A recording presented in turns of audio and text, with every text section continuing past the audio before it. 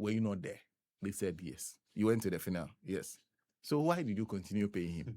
And I was surprised. It was like, the matter ends there. The man said, oh, we made some recoveries. They had a broad smile on his face. Well, let's speak to someone who understands these issues far better than we do. Mr. Danie YAO DOMELEVO is a former Auditor General, used to hold that position. Good morning to you, and thank you very much for your time, sir. Good morning, my brother. I hope you're well. Oh, yes, I am very fine. Great. Let's start from the issue I just raised. Am I right to be surprised at that particular incident that happened before the Public Accounts Committee, where an issue was raised about a dead person that was being paid months after he had passed on? And it seemed everybody was supposed to ensure that the payments stops were at the funeral and knew that that person was dead.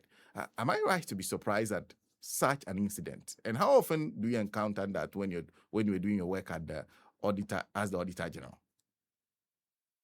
My brother, you are very right. It is surprising and mind-boggling that such type of behaviors still exist. But I say always, and I'll repeat, that where there are no consequences for misbehavior, impunity takes over. If people knew that they were going to be held accountable, not only appear on TV and be smiling at us, but maybe charged or surcharged with the amount involved, and maybe prosecuted for causing financial loss, I don't think they will wait till such a revelation comes to public accounts. And even if you see their body language, there is no remorse because they know nothing is going to happen to them. So you are very right in getting surprised. And as Auditor General, you remember time and again, reports show such type of behaviors. Senna, what is even disturbing is that the payroll system is said that every month you have to revalidate every worker. So it's not that they don't delete the person, they revalidate the person on monthly basis that he exists. So you can't, and such people, they appear on TV at the end of the day, we don't see anything happening to them. My goodness, I think we may have to call this spade a spade. These are nation wreckers, and we must deal with them mercilessly. So the revalidation process is doing to be sure that the person you are paying is still at post and working and is alive. Exactly. He's at post, not necessarily alive, because he can be alive and maybe not even coming to work. So to ensure that we are not paying people who are not entitled to salary, the system requires every month validation. So for him to be continuously paid, I remember, I think 26 months or so, means that they had revalidated him 26 times. Can that be acceptable? You you got into sort of a tussle with the presidency after you identified an anomaly that was traced back to the presidency itself and insisted that that money must be paid back. But on the matter of the Auditor General's reports, how often do we actually follow up on some of the infractions that you identify? Well, there are systems, very elaborate systems in place for following up. One, after the Auditor General's report is issued, you all see that the Public Accounts Committee follow up by doing the public hearing. That is one. Secondly, the Public Financial Management Act 2016 provides that every covered entity should have audit committee. And those findings from the Public Accounts Committee, as well as the Auditor General's management letter and internal audit findings, must be implemented by the head or the leadership of the entities. And these audit committees have a duty to ensure that these things are implemented. Again, I've forgotten the exact session, but it's around session 27. it provides that the heads of entity provide feedback to Parliament on how they have implemented the Auditor General's recommendations. Then finally, when the subsequent audit is being made, the Auditor General also follows up to see whether the earlier recommendations have been complied with or implemented. So as for the follow-ups, they are there. And I keep saying that it is not a matter of follow-up.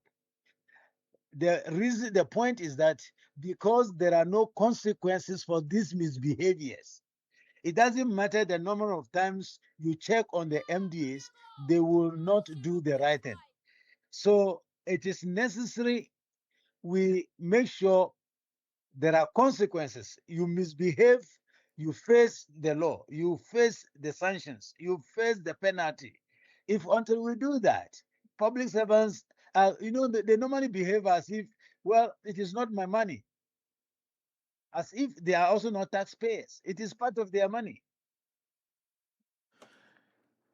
Now, we'll come to the job of the Public Accounts Committee, but as an Auditor General, so you identify these infractions. Which specific actions can you take? Do you usually recommend? And how do you follow through to ensure that these actions are taken? Good. There are several findings of the Auditor General, but we can classify them into infractions, which has to do with finances directly, or those which have to do with internal controls. That is the systems in place for managing the funds of the entity. When it comes to the systems or the internal controls necessary for running the institution effectively and efficiently, the Auditor General can only make recommendations and submit that to Parliament. And it is the duty of Parliament to ensure that the entity does the right thing. So those ones, Auditor General cannot enforce, but then Parliament can do that. However, when it comes to infractions in terms of illegality, payment of money which are contrary to law, then Clause 7 of Article 187 provides that the Auditor General may disallow the expenditure and surcharge the person, not the entity, surcharge the person who authorized or paid the money, and also the person whose conduct or misbehavior occasioned the loss to the state. So when it comes to those ones, the bar stops with the Auditor General. He can disallow and surcharge. However, Clause 9 of Article 187 provides that if you are aggrieved by the disallowance and surcharge, then you can appeal at the High Court. If you permit me, Senna, let me separate what is disallowance and what is surcharge. Disallowance, according to the Supreme Court in Occupy Ghana versus Attorney General, is an official disapproval of your expenditure. That is when the Auditor General said, no, I disagree with you. You can't spend public funds this way. That's disallowance. Okay. Surcharge now involves recovery of the money plus a penalty. So it is not just recovery. Refund is different from surcharge. The refund is where we recover the amount spent, but surcharge means you must add something. And when I was there, I don't know what is happening now. I took it that, okay, if you are supposed to add something, I take it that you borrowed public funds. So I was using the Bank of Ghana lending rate to say you took our money. If you had gone to Bank of Ghana to borrow money, this is the rate at which they will have given it to you. So I use that rate to calculate interest, accumulate the interest to the date of the payment. So that's the difference between disallowance and surcharge. Thank you. So let's use a typical example. I know this is not, but in the case of, let's say, the Crown Associate matter, which became famous for, was it disallowance or was it surcharge? Exactly what happened under that particular circumstance? Okay, I will come to that point very soon. But disallowance happens when the expenditure has been incurred but not yet paid. So, for instance, you say you have bought some vehicles or you bought some goods and you have not yet paid, we disallow it, which means we cancel the contract. Okay. Okay. Okay. But then when you have already paid, then the money is gone. So that's where we have to surcharge to collect the money plus a penalty. So in Crow and Associates, as early as I think January or thereabout of 2018, the senior minister's office had paid Crow and Associates. And in the course of the audit, the auditors noticed the payment and they could not see even a contract. So they issued what we call audit observation in January 2018. And Ministry of Finance responded that they were going to get the evidence from the office of the senior minister and provide. That is the contract and evidence of work done, which never came. So 3 months later, in March, they issued what we call management letter to say that, look, we have finished the audit. These are the outstanding issues that we raised with you. And again, Ministry of Finance responded by saying they are liaising with the senior minister's office to get the evidence of work done and the contract. Then the contract surfaced. When the contract surfaced, it was clear that the payment was done before the contract was entered into. The contract signed by the senior minister was signed after the payment had been done. Good. So the auditors raised another issue to say, what if the contract is signed after the payment? Tell us anyway, how did you secure the procurement? What procurement method was done or was used? Because, and they said it was a single source procurement. So they asked for approval from the PPA or the Public Procurement Authority.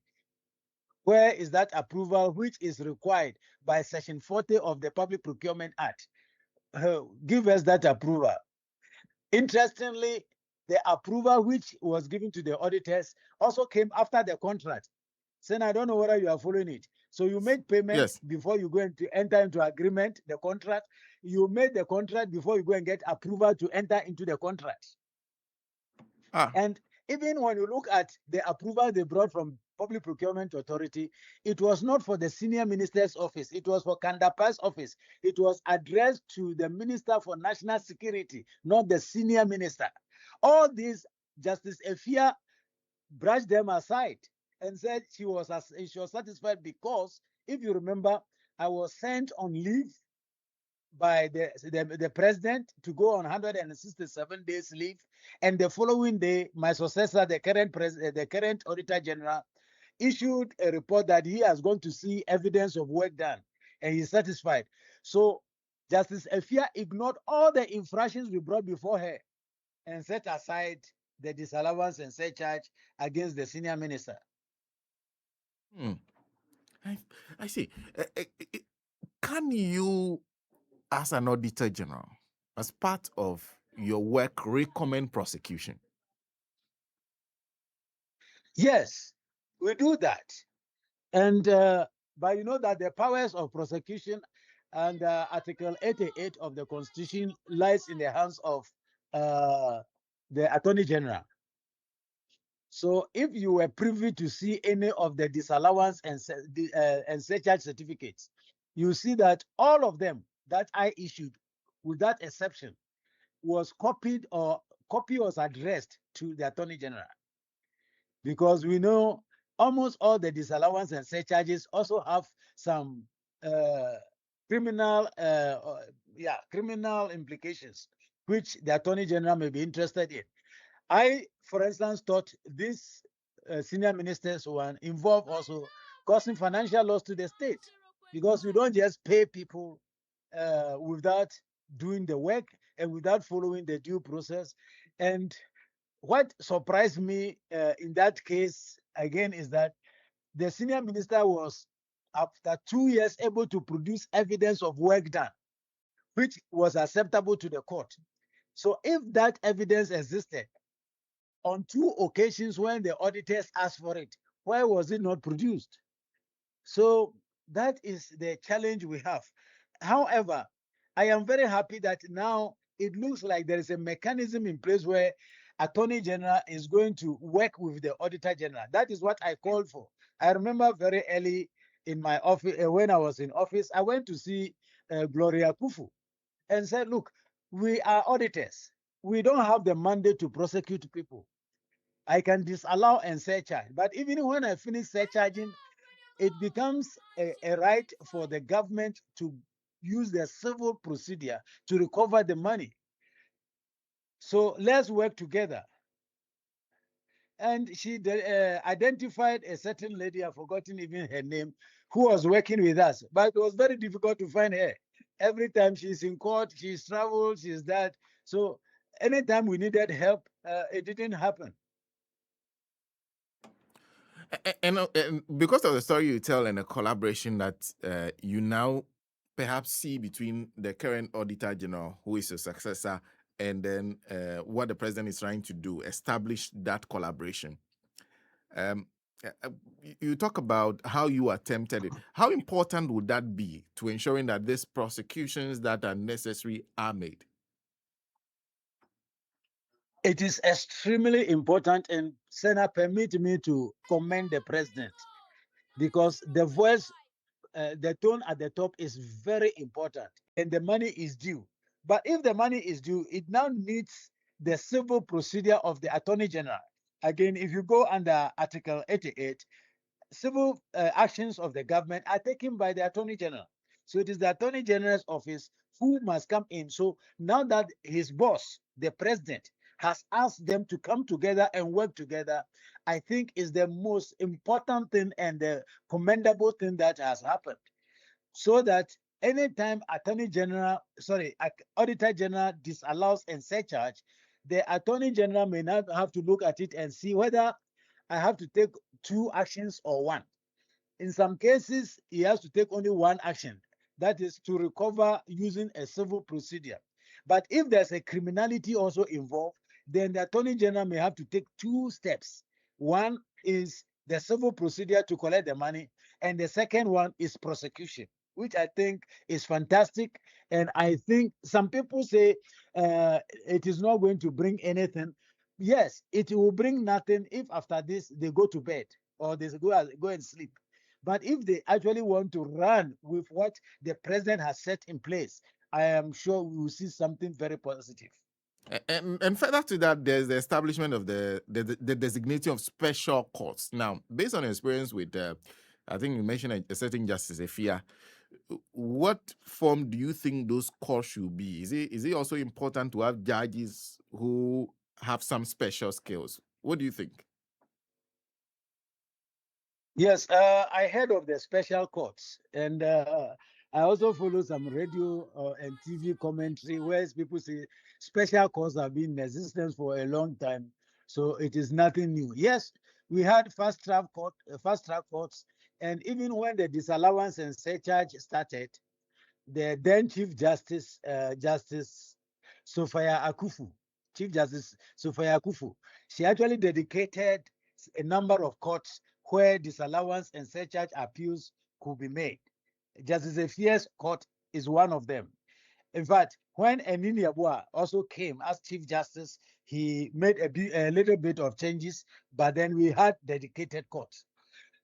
But these courts were not reserved or exclusively for disallowance and surcharge.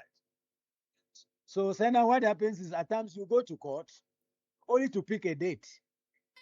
The judge wastes your time. You sit there till it is your time because you will have been listening to other cases. You know what happens in court? They listen to the most senior lawyer in the room.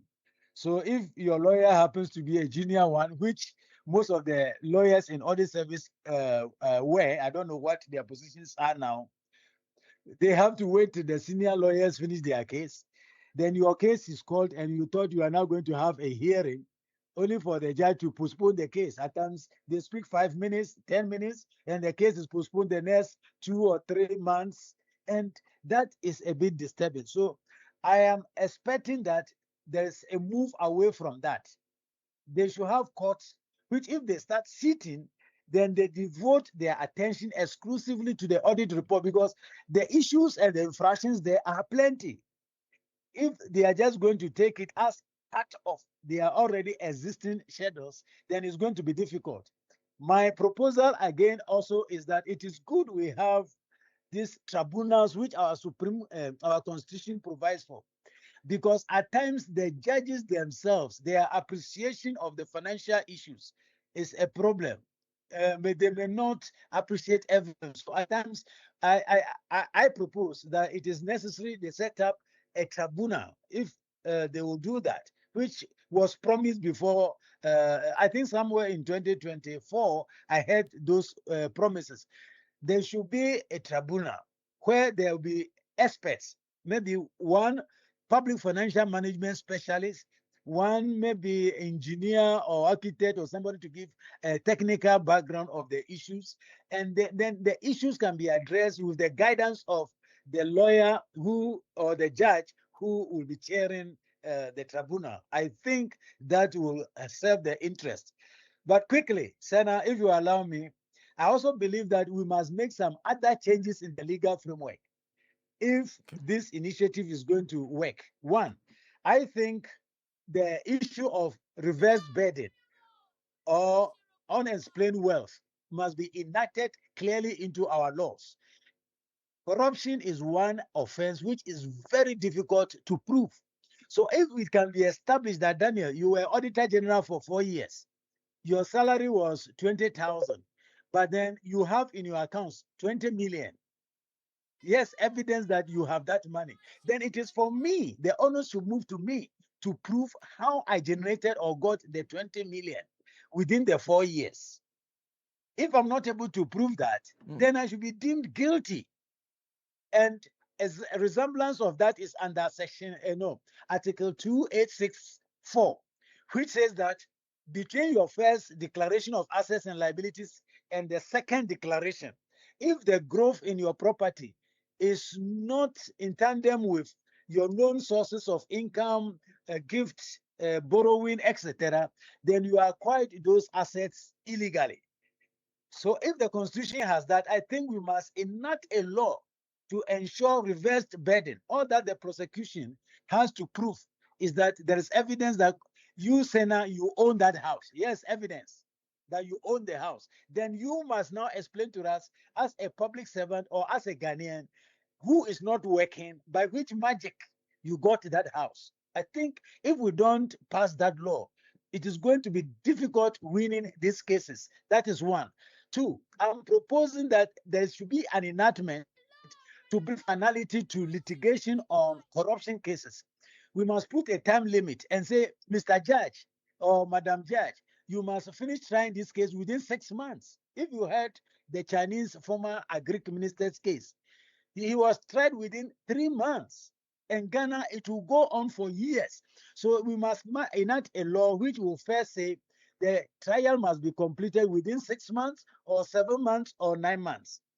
And for this to happen, also, the law should prohibit in trial appeals. That is, as the trial is going on, the lawyer, you can't appeal. You wait till the verdict is reached. If you are not happy, you appeal everything together with all the processes and procedures you think that didn't go well, so that we can bring the trial to a close within a year or within 9 months.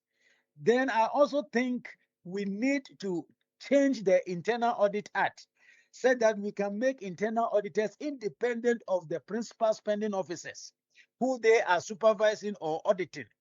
If their appointment, their promotion, their salary, and their welfare, etc., are under the is within the command or the care of the same guy he is policing, it doesn't work. So good practice or best practice is that the internal auditor is moved away from the spending officer. And some people will say, are they not also external auditors? And I respond to say, industry practice or industrial practice today, even the private sector, internal audit is being assigned or outsourced.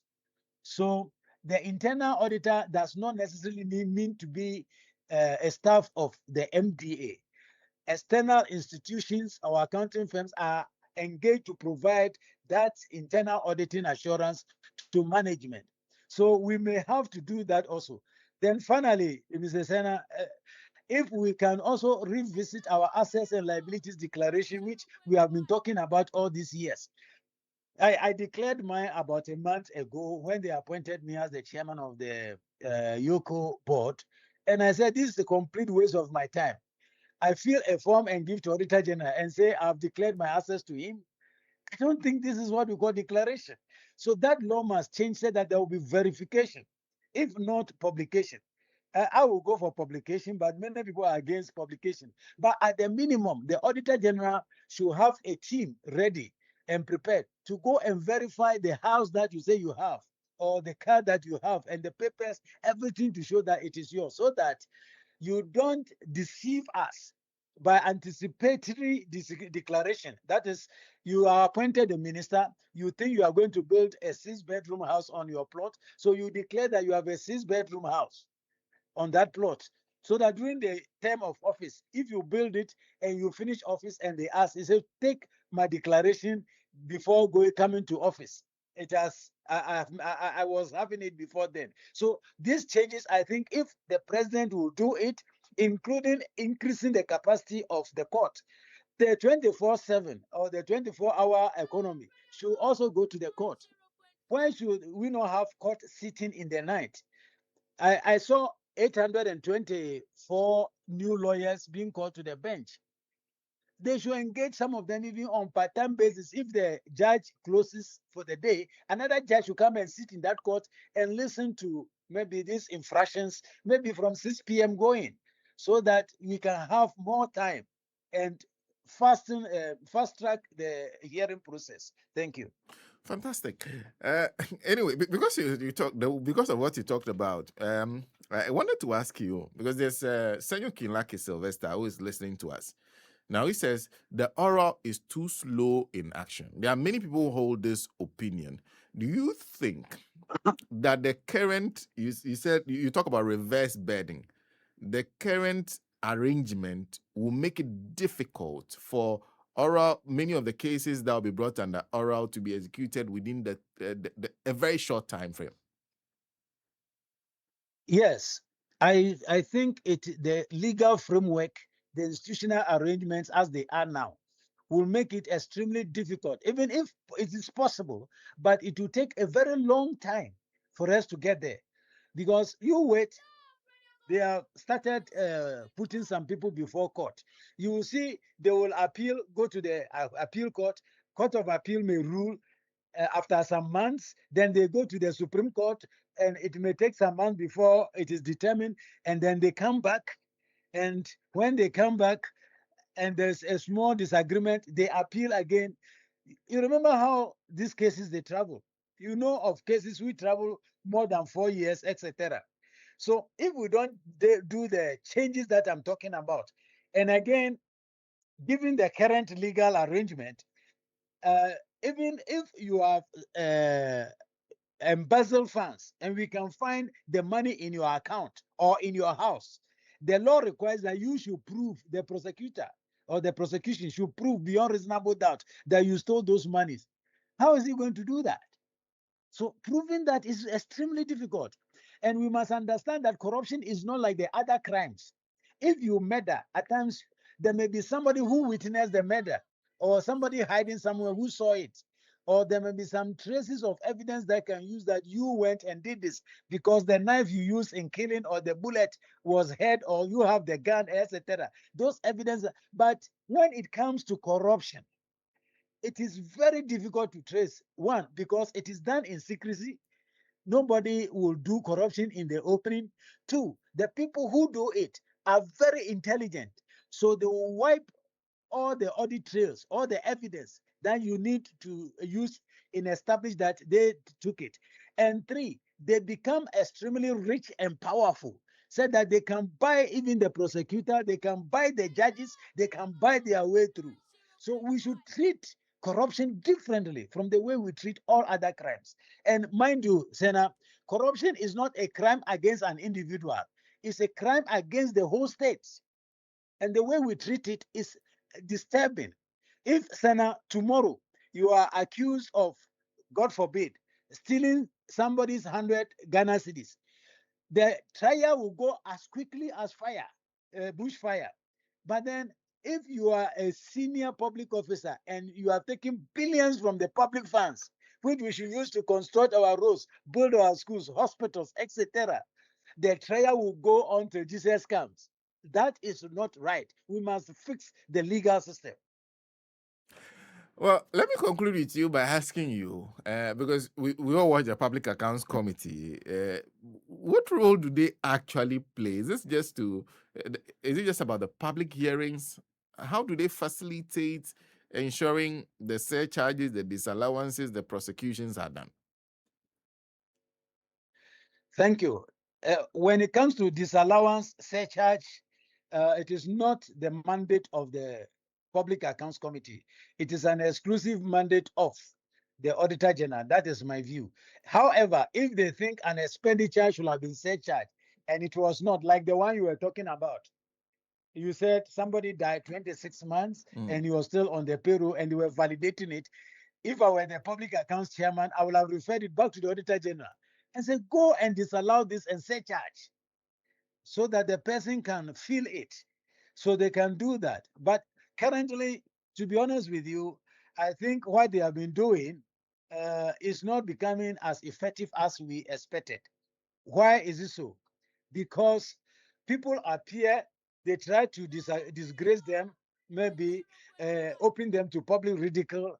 At the end of the day, the guys become popular. They go home and say, did you see me on TV? And nothing happens because there are no consequences. So I'm happy that this court is being put together, or the Chief Justice has agreed to designate courts for this purpose. I expect that their recommendations should be referred to the Attorney General for prosecution. Well, Mr. Domelevo, it's a pleasure talking to you. Thank you very much. Thank you. It's a pleasure also. Have a nice day. You too. Mr. Danie YAO DOMELEVO is former Auditor General. Currently, he is the board chair for the Economic and Organized Crimes Office, speaking to us about the move that has been made by the president. Now, he met Chief Justice, Attorney General, Auditor General, conversations around what to do with the Auditor General's report. In fact, if you read the Auditor General's report, you give up. So how do we ensure that not only the surcharges are done and disallowances are done, but we also get to the point of prosecuting some of them? Well, one of the proposals on the table is greater collaboration between the Auditor General and the Attorney General. Mr. Danie YAO DOMELEVO says that's a very good move. It will help to a great extent.